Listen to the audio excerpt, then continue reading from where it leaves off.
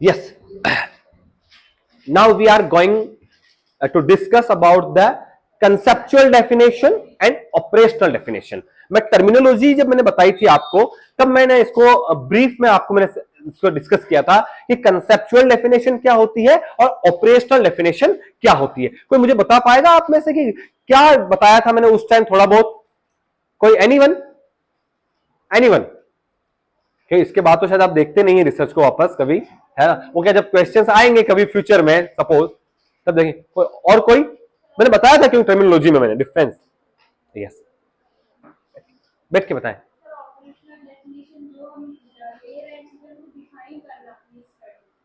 ठीक है,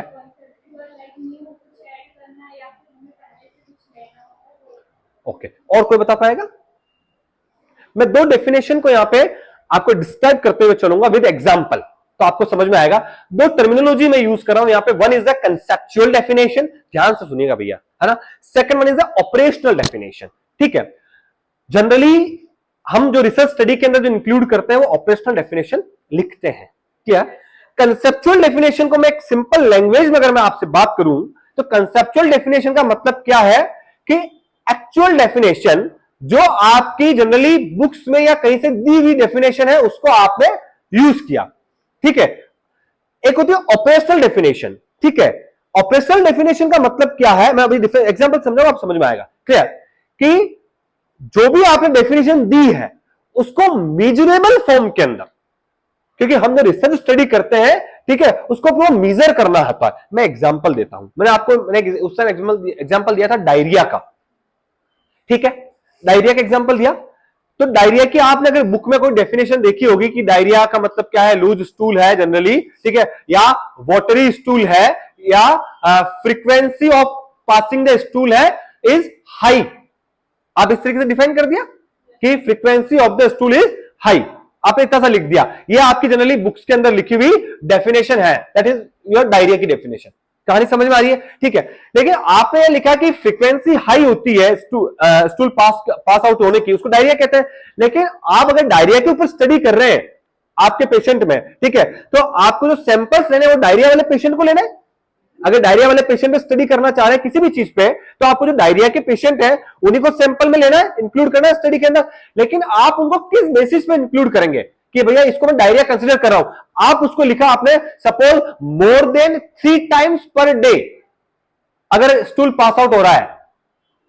समझ में आ रहा है? ठीक है. वाटरी स्टूल है, ठीक है, वो अगर 4 times या 5 times है, मतलब आप उस चीज को एक मेजरेबल फॉर्म के अंदर आप जनरली मेंशन कर रहे हैं आपकी स्टडीज के अंदर. ठीक है. सपोज हम चिल्ड्रन के ऊपर स्टडी कर रहे हैं. आप समझ मेरी बात को? चिल्ड्रन, मैंने एग्जांपल ये भी दिया था पहले भी. हम चिल्ड्रन के ऊपर स्टडी कर रहे हैं, हमारी रिसर्च स्टडी. कहानी समझ में आ रही? ध्यान से सुनिएगा भैया. ठीक है. जहां कंफ्यूजन लगे you are free to ask me. ठीक है. हम चिल्ड्रन के ऊपर स्टडी कर रहे हैं. ठीक है. आप अपने अकॉर्डिंग चिल्ड्रन की क्या डेफिनेशन है बुक्स में लिखी हुई होगी, या किसी एज ग्रुप तक आप चिल्ड्रन मानते होंगे.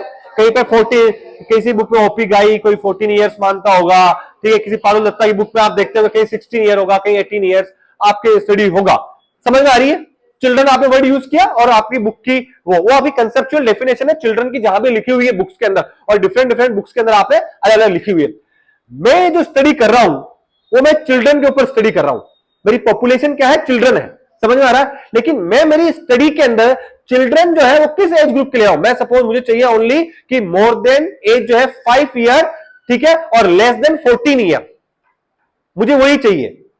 समझ है तो वो भी चिल्ड्रन ही है, लेकिन मैं उनको किस तरीके से मेजर कर सकता हूं, कैसे सेलेक्ट करूंगा. तो दैट इज द डिफरेंस. मैं आपको एग्जांपल से समझाऊंगा, आपको समझ में आएगा. तो एक बेसिक डिफरेंस मैंने बताया आपको कि कंसेप्चुअल जो एज इट इज है, और ऑपरेशनल डेफिनेशन का मतलब क्या होता है कि हाउ टू मेजर, उसको मेजरेबल फॉर्म के अंदर जो हम मेंशन करते हैं. ये बेसिक डिफरेंस इतना सा याद रखना भैया. समझ में आएगा? इसमें एक एमसीक्यूज कराऊंगा, ध्यान से समझ लेना क्या आएगा. क्लियर है भैया? एग्जांपल से समझा तो आपको क्लियर समझ में आएगा. See, it precisely indicate the fundamental characteristic of a concept. ठीक है. इसमें मत जाना, एग्जांपल से समझना. एग्जांपल मैंने दिया यहाँ पे, मैंने कॉन्स्टिपेशन, अभी मैंने डायरिया की बात की थी आपसे, अब मैं कॉन्स्टिपेशन की मैं बात कर रहा हूं. क्लियर? कॉन्स्टिपेशन की डेफिनेशन कंसेप्चुअल क्या होती है कि कॉन्स्टिपेशन इज डिफाइंड एज, ध्यान से समझना भैया, थोड़ा सा जागना, है ना. Clear? Constipation is defined as passage of hard stool, आपने डेफिनेशन दी passage of hard stool, infrequent stool मतलब फ्रीक्वेंसी क्या हो गई, कम हो गई है, इनफ्रीक्वेंट है, 2 दिन में एक बार कर रहा है आदमी, 3 दिन में एक बार कर रहा है, लाइक फ्रीक्वेंसी क्या है, infrequent stool. The need for excessive straining, जब आप जो स्टूल पास आउट करता है तो उसको बहुत ज्यादा जोर लगाना पड़ रहा है, एक्सेसिव स्ट्रेनिंग है ना, स्ट्रेन लगाना पड़ रहा है, समझ में आ रही कहानी, एक्सेसिव स्ट्रेनिंग।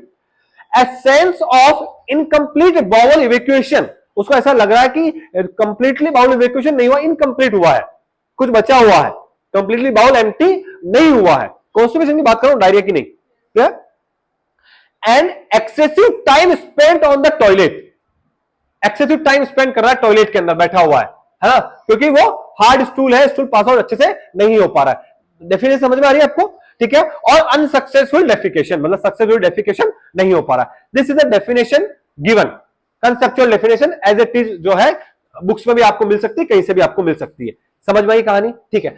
ये तो कंसेप्चुअल हुई है, ऑपरेशनल से कैसे डिफरेंस मैं आपको बता रहा हूं। सी ऑपरेशनल डेफिनेशन कैसे लिखेंगे, इसी चीज को हम कैसे लिखेंगे, ठीक है, आपकी स्टडीज के अंदर। It gives a precise indicate about how to observe, ये वर्ड को याद रखना, हाउ टू ऑब्जर्व और even measure, how to observe और मीजर, दो वर्ड को याद रखना। डेफिनेशन से अगर क्वेश्चन आता है तो याद रखें कि जिस तरीके से ऑब्जर्व कर पा रहे हैं हम उसको मेजर कर पा रहे हैं, उस टाइप की जो डेफिनेशन है, जब वर्ड आ जाए ये दोनों तो समझना वो क्या भैया, ऑपरेशनल डेफिनेशन, दो वर्ड को याद रखना, ठीक है। See an operational definition is based on the observable character, से आप किस तरीके से उसको ऑब्जर्व करेंगे, ठीक है, इसका मैं एग्जांपल बता रहा हूं आपको। सी so it is clearly a concept definition indicate the fundamental characteristics of a concept, operational reference example देखें। सी मैं उसी कॉन्स्टिपेशन की 4 डिफरेंट ऑपरेशनल डेफिनेशन बता रहा हूं, आपको एक एक डेफिनेशन देखेंगे। सी फर्स्ट डेफिनेशन है, आपने मेंशन किया आपकी स्टडी के अंदर, कॉन्स्टिपेशन ही है वो, क्या, bowel movement less than 3 times a week, अगर एक वीक के अंदर लेस देन 3 टाइम्स है तो आपने उसको क्या कहा भैया, कॉन्स्टिपेशन, और वो हमने हमारी स्टडी के अंदर क्या कर लिया, इंक्लूड। अगर 4 बार कर रहा है तो आप उसको, आपकी बुक्स तो कह रही है कॉन्स्टिपेशन है, पर मैं मेरी स्टडी के अंदर भैया उनको इंक्लूड नहीं कर रहा हूं, मुझे वही पेशेंट चाहिए जो कॉन्स्टिपेशन वाले, और कॉन्स्टिपेशन में कब कह रहा हूं, जब वो 3 टाइम्स अ वीक जो है उसका, उससे भी लेस देन अगर बाउल मूवमेंट उसका है तो मैं उसको कह रहा हूं, समझ में आई कहानी। सेकंड देखें इसकी को definition, training during greater than 25% of the bowel movement in last 12 weeks के अंदर, अगर स्ट्रेनिंग बहुत ज्यादा आपको देखने को मिल रही है, मोर देन 25%, उसको मैं कहूंगा भैया ये क्या है, कॉन्स्टिपेशन है। एक और डेफिनेशन देखें, लंपी और हार्ड स्टूल है ना, लंपी स्टूल है या हार्ड स्टूल है, 25% से ज्यादा है, ठीक है, इन लास्ट 3 मंथ के अंदर, क्लियर। तो आपके पास क्राइटेरिया हो गया कि मैं उन्हीं पेशेंट को क्या करूंगा, मेरे स्टडी के अंदर इंक्लूड करूंगा। भाई कॉन्स्टिपेशन की बहुत सारी डेफिनेशन हो सकती है, समझ में आ रही है मेरी कहानी, क्लियर। लास्ट डेफिनेशन देखें, a child who has payable like, है ना, जैसे वो हार्ड स्टूल लाइक होता है ना, pebble like hard stool for a majority of the bowel movements for at least 2 weeks, और firm stool less than 2 times per week for at least 2 weeks. तो मैं बेसिक जो समझाना चाह रहा हूं यहां पर कि कंसेप्चुअल डेफिनेशन और ऑपरेशनल डेफिनेशन में डिफरेंस क्या हुआ, कि जनरली जो ऑपरेशनल डेफिनेशन है उसको हम किस फॉर्म में लिखते हैं, मीजरेबल फॉर्म में या ऑब्जर्वेबल फॉर्म में लिखते हैं, उसको हम क्या करते हैं, ऑब्जर्व कर सकते हैं। और conceptual definition as it is जो आपकी डेफिनेशन है जनरली वो है, उसमें कुछ चेंजेस नहीं है। This is a basic difference between the conceptual definition और ऑपरेशनल डेफिनेशन। समझ में आई कोई कहानी, कोई कंफ्यूजन बताओ, मेन डिफरेंस बता दिया मैंने आपको, यही डिफरेंस है, क्लियर है, ठीक है। एक क्वेश्चन की बात करता हूं। सी अभी तो आपको समझ में आ गया, ये बेसिक डिफरेंस समझ में आया आपको ऑपरेशनल और कंसेप्चुअल में। ऑपरेशनल में याद रहे हम उसको ऑब्जर्वेबल या मेजरेबल फॉर्म में लिखते हैं, हम किस तरीके से मेजर कर सकते हैं, वो आपकी क्या भैया, ऑपरेशनल डेफिनेशन है। और कंसेप्चुअल डेफिनेशन सीधा समझ जाना, एज इट इज जो दी हुई है वही आपकी क्या भैया, कंसेप्चुअल डेफिनेशन, क्लियर। एक क्वेश्चन डाला मैंने इसे डेफिनेशन से, और भी बन सकते हैं बहुत सारे question, clear. And operational definition specifies, operational definition क्या स्पेसिफाई करती है, ठीक है, आप ध्यान से समझना, उसका आंसर करेंगे आप, clear. Option A, the data analysis techniques, the data analysis techniques to be used in the study, clear. आप कौन सा एनालिसिस टेक्निक यूज करते हैं आपकी स्टडी में, क्या वो ऑपरेशनल डेफिनेशन है। Second, the level of the measurement, ठीक है, जो भी मेजरमेंट का लेवल है, ठीक है, जो आप आपकी स्टडी में यूज करते हैं, क्या वो है क्या? क्लियर। थर्ड ऑप्शन देखें, हाउ ए वेरिएबल, जो भी हम वेरिएबल है या कोई भी कंसेप्ट है, ठीक है, will be defined and measured in the study. Clear, क्या वो है क्या? या हाउ द आउटकम, आउटकम मतलब समझ रहे, स्टडी से क्या निकल करके आ रहा है आपका, दैट इज आउटकम। क्या? How the outcome of the research objectives for the study will be measured, जो आउटकम आ रहा है क्या उसको मेजर करते हैं क्या? ठीक है, these are the 4 option. Clear, समझ में आ रहा है आपको?